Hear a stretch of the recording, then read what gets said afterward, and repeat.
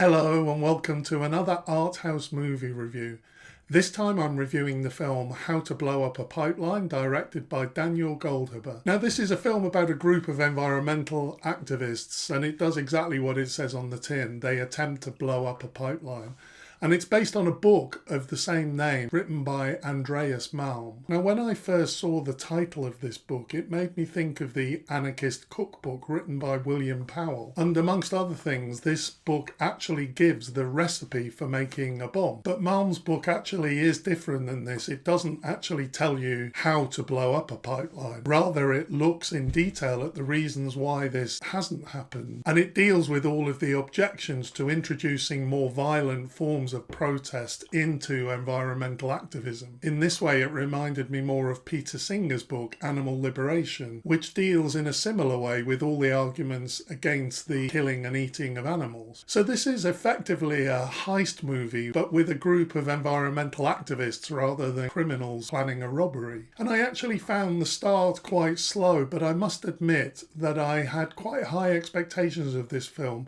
I really loved the trailer, and a couple of people had told me it was really good. And I was expecting it to be super high tension and high energy right from the start. In fact, the story builds up quite slowly, and it's interspersed with flashbacks giving the backstory on each of the characters. And once I found the pace of the film, I really started to enjoy it. It does this in a very effective way. This film is definitely using cliches, but it feels fresh. It's not cliched. It uses a kind of B-movie 1970s style of filmmaking, but I just think it looks great. It's got a great score and it moves along at a pace, making it really exciting and thrilling. Now, I often make the point that I'm very sensitive to clumsy politics in filmmaking and in art more generally. And although this film has a clear political message, the politics is never obvious, it's never polemic. I think a decision was made, first and foremost, to make it entertaining, and this allowed it to put forward some very strong propositions without ever being preachy. And the film really succeeded in being both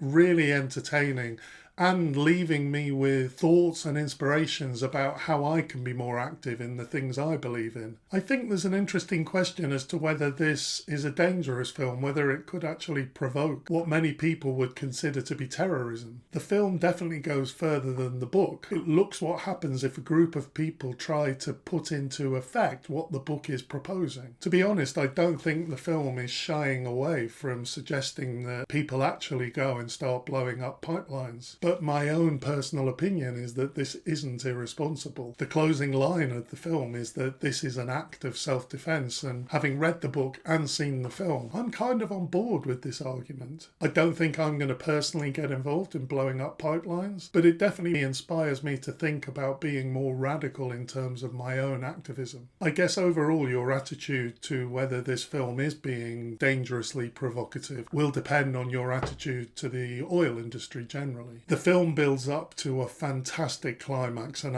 in terms of the high energy and high tension, I left the cinema totally satisfied. This is a fantastic film and I highly recommend it. Thanks for watching. See you next time.